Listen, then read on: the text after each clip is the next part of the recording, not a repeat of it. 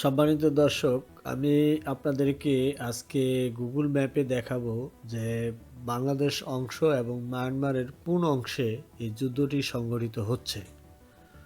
তো আমরা কথা না বাড়িয়ে সরাসরি চলে যাই বাংলাদেশের যে মায়ানমার এবং বাংলাদেশের যে অংশে যুদ্ধটি হচ্ছে সেটা গুগল ম্যাপে আপনারা যে কেউ চাইলে ইচ্ছা করলে এই গুগল ম্যাপে যে এইটা দেখতে পারেন।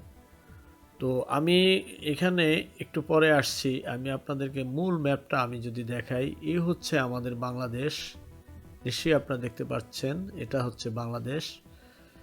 এখানে আমাদের একটি নদী আছে, যে নদীটির নাম হচ্ছে নাফ নদী।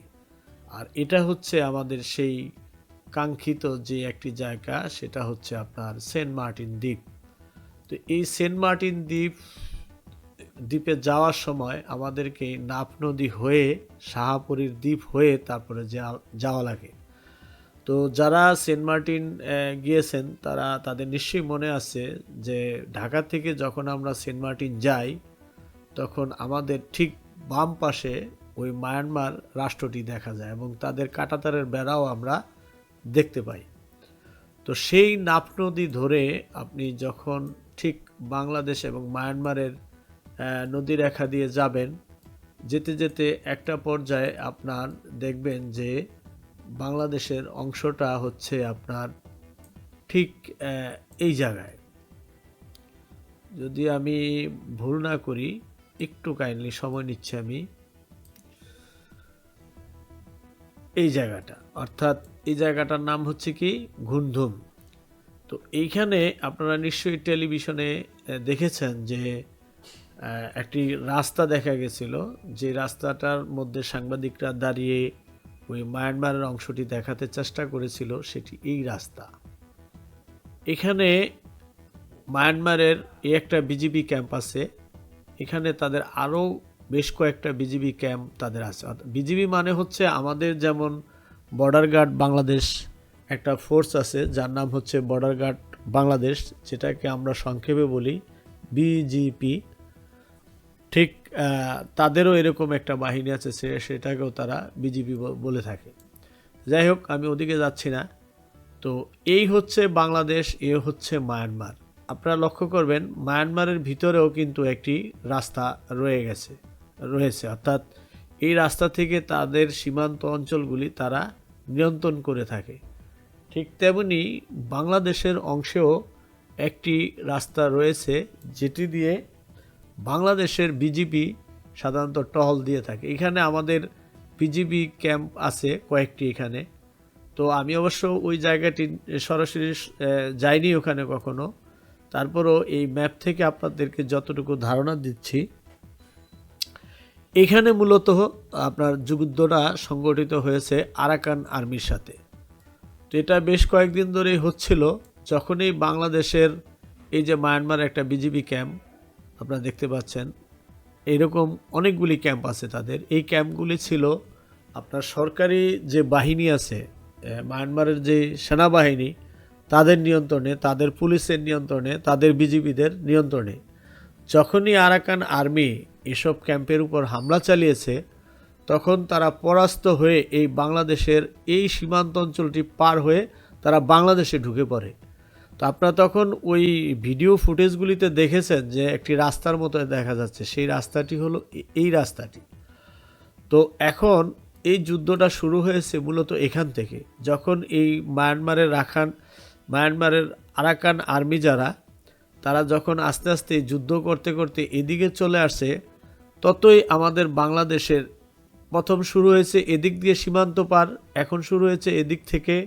তো এরকম আস্তে আস্তে আস্তে আস্তে তারা এখন চলে আসছে ঠিক এই অঞ্চলে।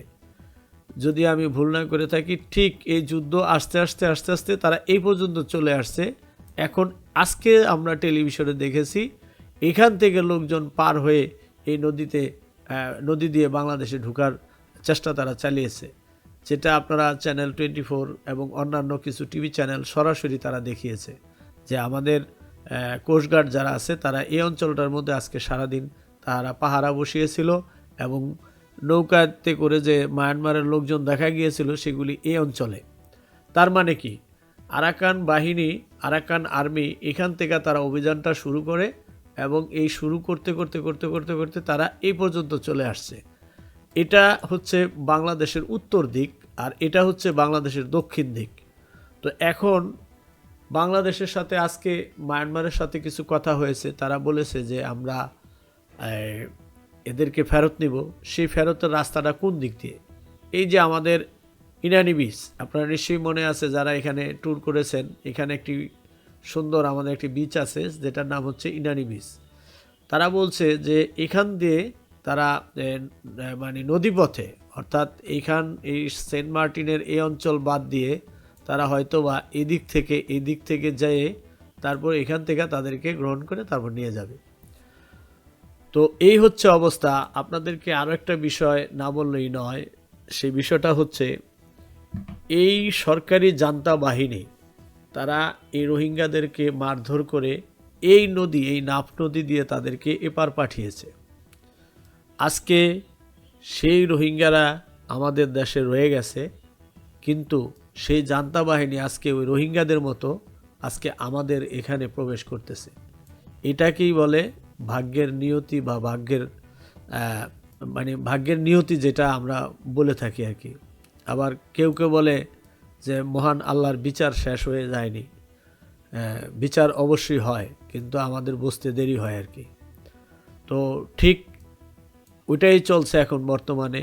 এই যে আপনারা এখানে দেখবেন যে এখানে কতগুলি রোহিঙ্গা ক্যাম্পও কিন্তু রয়েছে, অর্থাৎ এই ক্যাম্পগুলির মধ্যে বর্তমানে বাংলাদেশে রোহিঙ্গারা অবস্থান করতেছে, তারা এখানে মানবতর জীবনযাপন করতেছে। এই হচ্ছে আমাদের অবস্থা আর কি। তো যাই হোক, আমি আর কথা বেশি বাড়াবো না। আপনারা নিশ্চয়ই এতক্ষণে বুঝে গেছেন যে আসলে আমি কি দেখাতে চেয়েছি।